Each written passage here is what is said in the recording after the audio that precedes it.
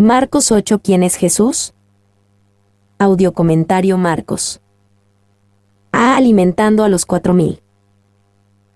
1:1-4. Jesús les da a los discípulos una oportunidad para la fe. En aquellos días, como había una gran multitud, y no tenían que comer, Jesús llamó a sus discípulos, y les dijo: Tengo compasión de la gente, porque ya hace 3 días que están conmigo, y no tienen que comer. Y si los enviare en ayunas a sus casas, se desmayarán en el camino, pues algunos de ellos han venido de lejos. Sus discípulos le respondieron: ¿De dónde podrá alguien saciar de pan a estos aquí en el desierto? Tengo compasión de la gente. La situación era similar a la alimentación reciente de los 5,000. Vemos a ambos, una multitud hambrienta y a un Jesús con compasión. Así que Jesús presentó el dilema a sus discípulos: ¿qué hacemos? ¿De dónde podrá alguien saciar de pan a estos aquí en el desierto? Nos podemos imaginar a Jesús esperando que uno de sus discípulos pudiera decir: Jesús, tú hiciste esto antes. Puedes hacer la misma obra otra vez.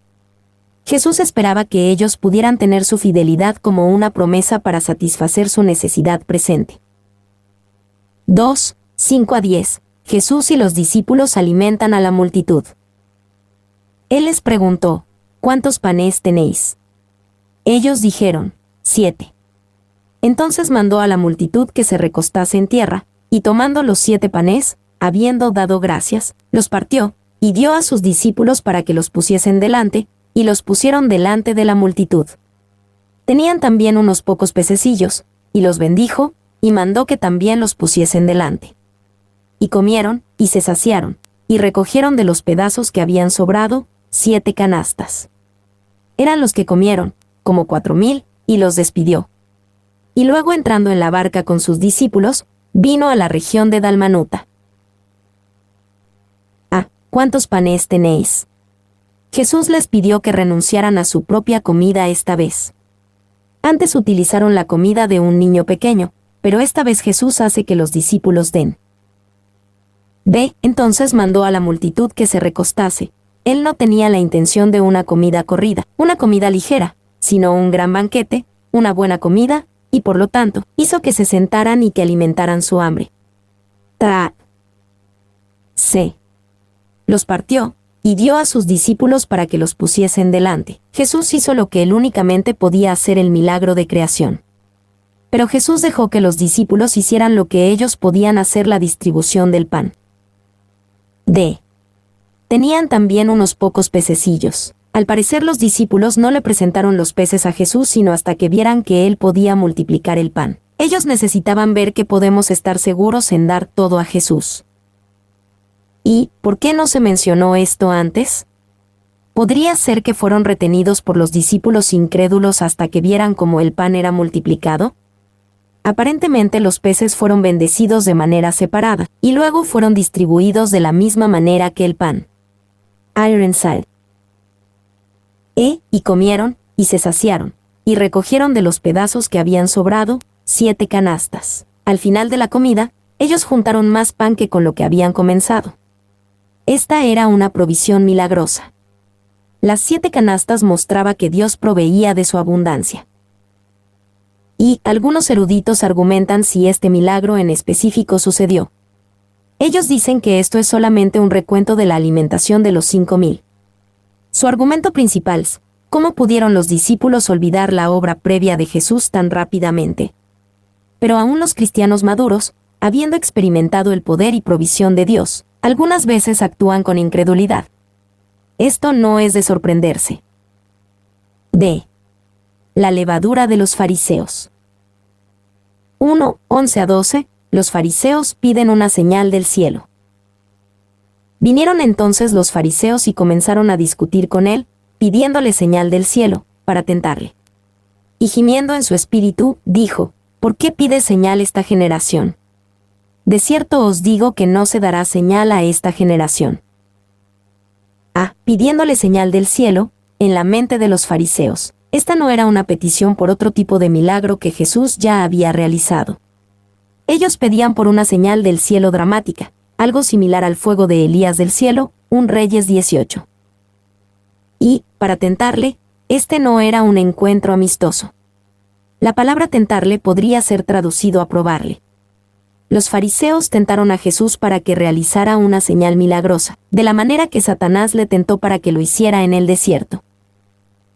B. Y gimiendo en su espíritu, este ataque, y la incredulidad, mostraba a un Jesús angustiado. Él estaba sorprendido en la incredulidad y en la audacia de estos líderes religiosos. El suspiro físico, su causa espiritual un sentido de una enemistad irreconciliable, incredulidad invencible y destrucción venidera. Bros. Y esta demanda, de una señal especial, era un ejemplo extremo de la arrogancia y orgullo de los fariseos hacia Jesús. Esencialmente ellos decían, tú has hecho muchos milagros pequeños. Ve a las ligas mayores y muéstranos algo en verdad. C. No se dará señal a esta generación. Jesús se rehusó debido a que sus milagros no son hechos con la intención de convencer a incrédulos endurecidos. Pero Jesús hacía los milagros para mostrar el poder de Dios en el contexto de la misericordia.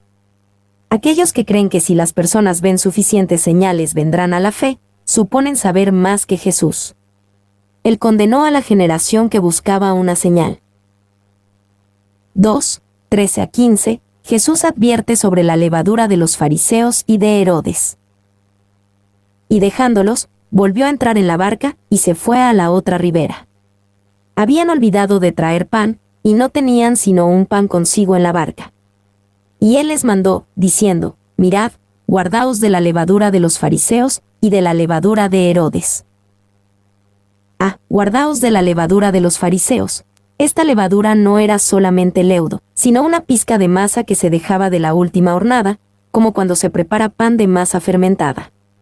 Así era como el pan comúnmente se leudaba en el mundo antiguo, y una pequeña pizca de masa del último bulto podía hacer que un nuevo bulto de masa se levantara y se hinchara. Así, el trabajo de la levadura era considerado como una ilustración del trabajo del pecado y el orgullo. La presencia de poco puede corromper una gran cantidad. Y, algunas veces, los judíos utilizaban la palabra levadura de la manera que nosotros utilizaríamos el término de pecado original, o la naturaleza del mal o la naturaleza humana. Barclay. B. Mirad, guardaos.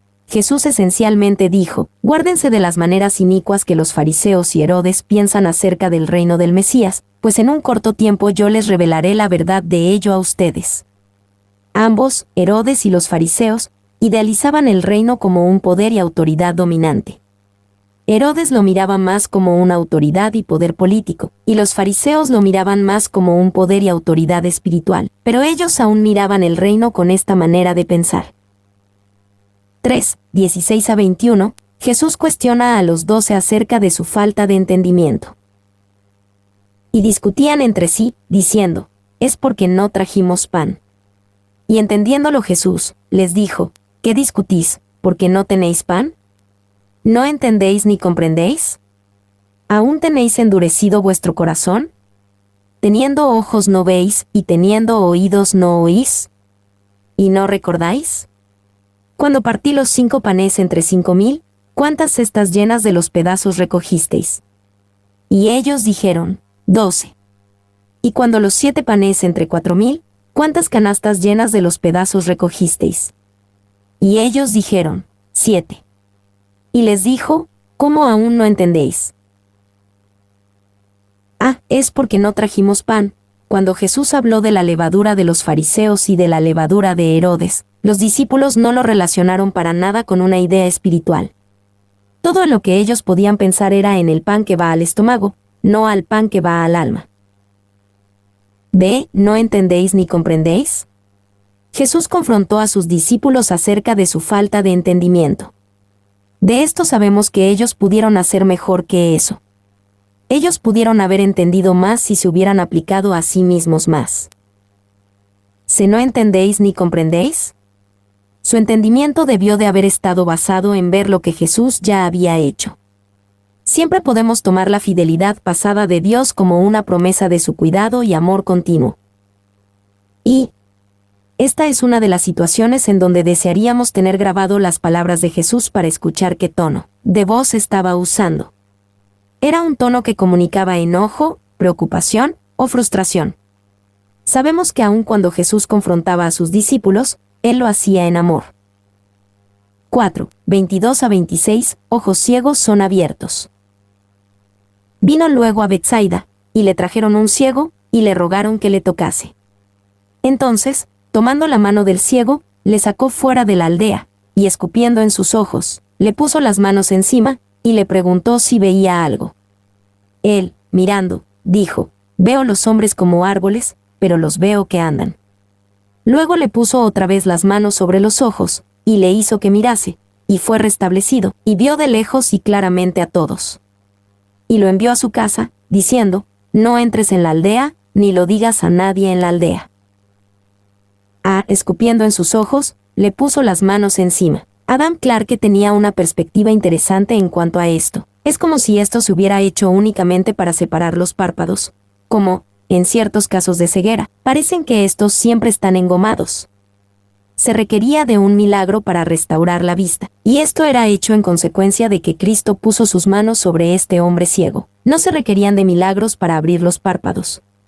Por lo tanto, se utilizaron únicamente medios naturales, esto era hecho al frotarlos con saliva. B. Puso otra vez las manos sobre los ojos. Este es la única sanidad gradual o progresiva descrita en el ministerio de Jesús. Es otro ejemplo de la variedad de los métodos de sanidad que Jesús utilizaba. Y Jesús probablemente escogió este método en ese momento como una ilustración a sus discípulos, mostrándoles en aquel momento que su ceguera espiritual mostrada en el pasaje previo sería sanada, pero únicamente de manera gradual. Jesús revela su misión. 1. 27 a 30. Pedro confiesa que Jesús es el Mesías. Salieron Jesús y sus discípulos por las aldeas de Cesarea de Filipo. Y en el camino preguntó a sus discípulos, diciéndoles, ¿quién dicen los hombres que soy yo? Ellos respondieron, unos, Juan el Bautista, otros, Elías, y otros, alguno de los profetas. Entonces él les dijo, ¿y vosotros, quién decís que soy? Respondiendo Pedro, le dijo, tú eres el Cristo. Pero él les mandó que no dijesen esto de él a ninguno.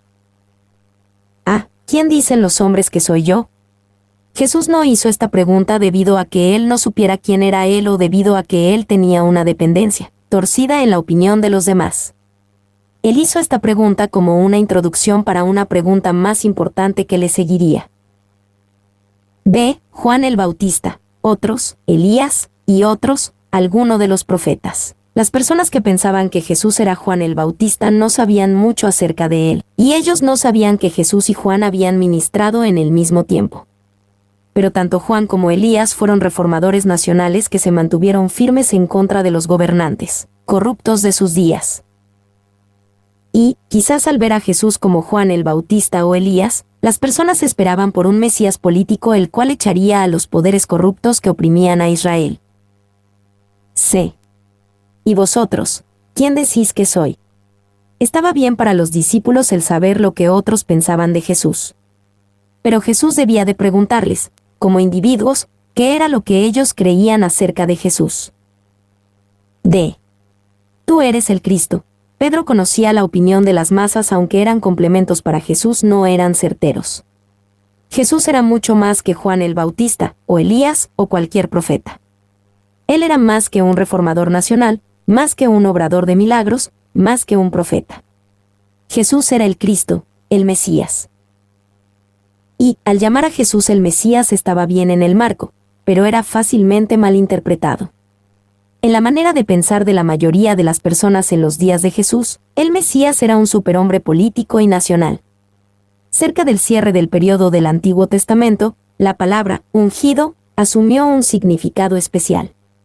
Denotaba la idea de un rey ungido y que se le daba el poder de Dios para liberar a su pueblo y establecer un reino justo. Hueso. 2, 31, 32a. Jesús revela su misión claramente, para venir a morir y luego levantarse de nuevo.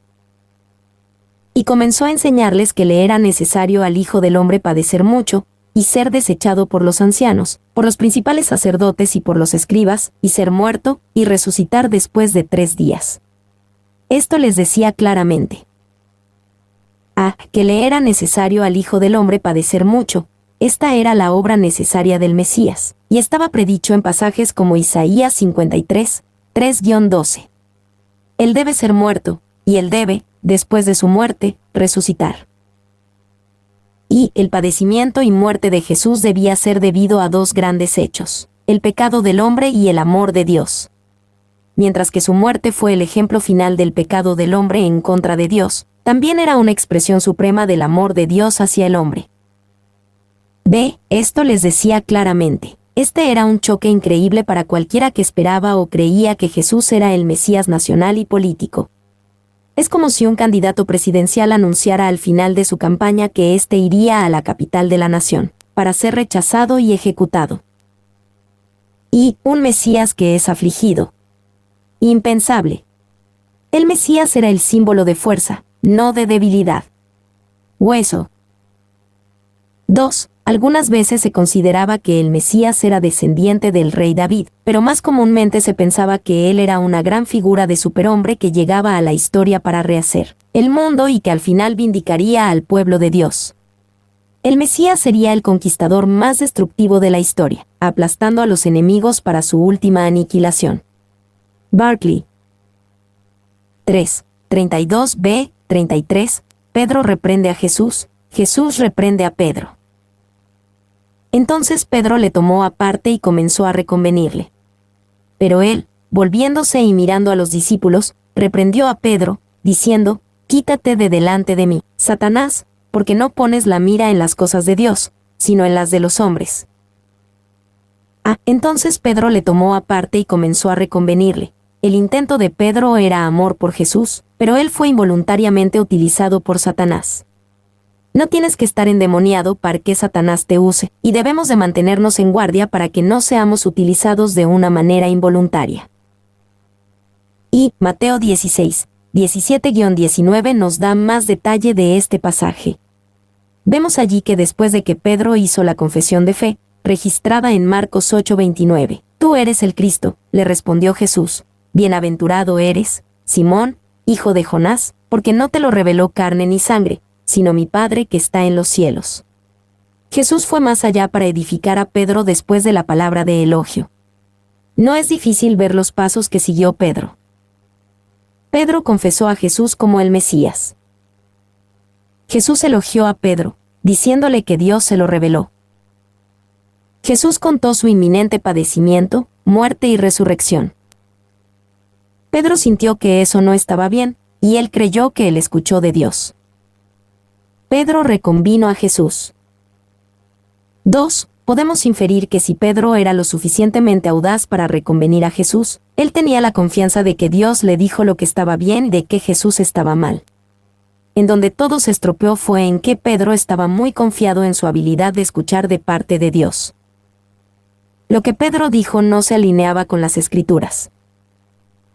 Lo que Pedro dijo estaba en contradicción hacia la autoridad espiritual sobre él. Quítate de delante de mí, Satanás. Esta fue una reprensión fuerte de parte de Jesús, pero totalmente apropiada. Aunque hace unos momentos antes Pedro habló como un mensajero de Dios, él luego habló como un mensajero de Satanás. Jesús sabía que había un propósito satánico en desanimarlo de su ministerio en la cruz, y Jesús no permitiría que ese propósito tuviera éxito. Y podemos estar seguros de que Pedro no se había dado cuenta que habló por parte de Satanás, de la misma que un momento antes él no estaba consciente de que habló de parte de Dios. Muy a menudo es fácil el ser una herramienta de Dios o del diablo de lo que solemos creer. C. Porque no pones la mira en las cosas de Dios, sino en las de los hombres. Jesús expuso el cómo Pedro llegó a esta manera de pensar satánica. Él no hizo una elección deliberada para rechazar a Dios y abrazar a Satanás. Él simplemente dejó que su mente se asentara en las cosas de los hombres en lugar en las cosas de Dios, y Satanás tomó ventaja de ello. Y Pedro es un ejemplo perfecto de cómo un corazón sincero acoplado con la manera de pensar del hombre conduce al desastre. 2. La reprensión de Pedro hacia Jesús era evidencia de la levadura mencionada en Marcos 8:15. con su mente puesta en las cosas de los hombres, Pedro vio que el Mesías era únicamente la personificación del poder y la fuerza, en lugar de un siervo que debía de padecer. Debido a que Pedro no podía soportar a un Mesías afligido, él reprendió a Jesús. 4:34. A la luz de su misión, Jesús advierte a aquellos que quieren seguirle. Y llamando a la gente y a sus discípulos, les dijo: si alguno quiere venir en pos de mí, niéguese a sí mismo, y tome su cruz, y sígame. Niéguese a sí mismo, y tome su cruz. Era lo suficientemente malo para los discípulos el escuchar que Jesús sufriría, sería rechazado, y que moriría en la cruz. Ahora Jesús les dice que ellos debían de hacer lo mismo. Niéguese a sí mismo, y tome su cruz. Todos supieron lo que Jesús quiso decir cuando él dijo esto. Todos sabían que la cruz era un implacable instrumento de muerte.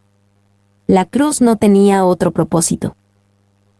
Y la cruz no se trataba sobre ceremonias religiosas. No se trataba acerca de tradiciones o sentimientos espirituales. La cruz era un medio para ejecutar a las personas.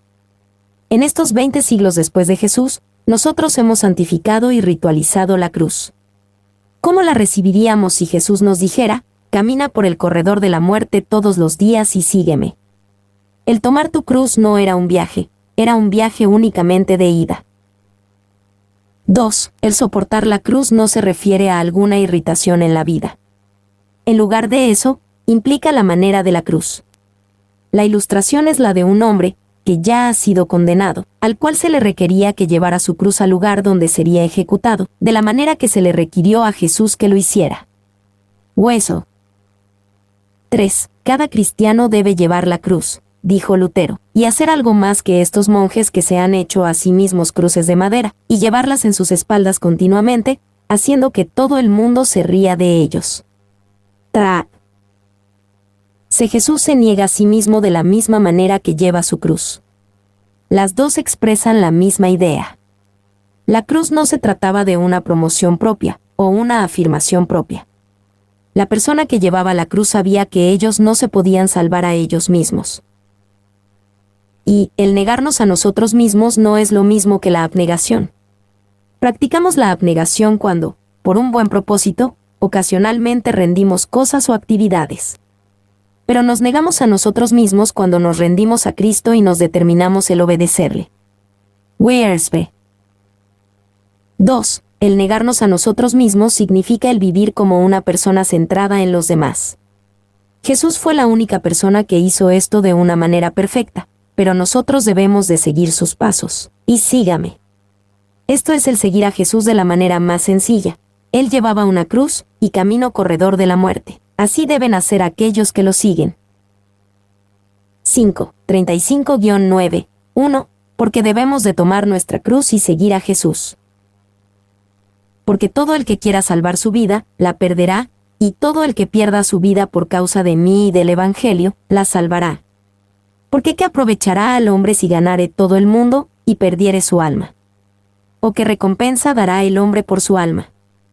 Porque el que se avergonzare de mí y de mis palabras en esta generación adúltera y pecadora, el Hijo del Hombre se avergonzará también de él, cuando venga en la gloria de su Padre con los santos ángeles. También les dijo: de cierto os digo que hay algunos de los que están aquí, que no gustarán la muerte hasta que hayan visto el reino de Dios venido con poder. Todo el que pierda su vida por causa de mí y del Evangelio, la salvará. Debemos de seguir a Jesús de esta manera debido a que es la única manera en la que podremos hallar vida. Suena extraño el decirlo, nunca vivirás sino hasta que marches por el corredor de la muerte con Jesús, pero esa es la idea. No puedes obtener resurrección de vida sin morir primero. Y tú no pierdes una semilla cuando plantas, aunque pareciera muerta y enterrada. Pero liberas a la semilla hacia aquello cuyo propósito tuvo desde el inicio.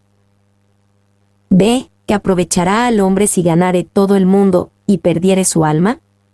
El evitar el caminar por el corredor de la muerte con Jesús significa que nos ganamos todo el mundo y terminamos perdiendo todo. Y Jesús mismo tuvo la oportunidad de ganar el mundo al adorar a Satanás, Lucas 4:5-8, pero en lugar de ello, él encontró vida y victoria en la obediencia. 2. Sorprendentemente, las personas que viven de esta manera antes de Jesús son las que son felices de una manera genuina y real. El dar nuestra vida a Jesús completamente y el ser una persona que vive centrado en los demás no se lo lleva de nuestra vida, sino que le añade. C. Porque el que se avergonzare de mí y de mis palabras en esta generación adúltera y pecadora, el Hijo del Hombre se avergonzará también de él. No es fácil el caminar por el corredor de la muerte con Jesús. Esto significa que debemos de asociarnos con alguien que fue despreciado y ejecutado. Pero si nosotros estamos avergonzados de él, él estará avergonzado de nosotros. Y, si Cristo Jesús hubiera venido al mundo como un hombre poderoso y opulento, vestido con gloria y honor terrenal, él hubiera tenido una multitud de partidarios, y la mayoría de ellos fueran hipócritas. Clarke. 2. Jesús vendrá de nuevo en la gloria, y si nosotros nos rebelamos en contra del mundo, la carne, y el diablo, nosotros compartiremos la gloria. 3. La mayoría de las personas piensan en cuanto a seguir a Jesús como el conformarse a los establecido. En realidad, Jesús nos llamó a que nos rebeláramos en contra del orden establecido de este mundo.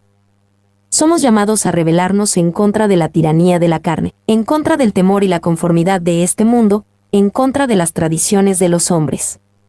Jesús anima a una rebelión de esclavos, en donde los esclavos del pecado, Satanás y el mundo se rebelan en contra de sus amos. D. Hay algunos de los que están aquí que no gustarán la muerte hasta que hayan visto el reino de Dios venido con poder. El caminar con Jesús no solamente significa una vida de muerte y de cruces. También significa una vida del poder y la gloria del reino de Dios. Jesús prometió que algunos de sus discípulos verían destellos de ese poder y gloria. Y la revelación de la gloria de Jesús en presencia de los 3 discípulos corresponde a la seguridad de lo que algunos verán. Mi nombre es Demim. Soy tu asistente personal. Mi sitio en internet es demim.es.tl.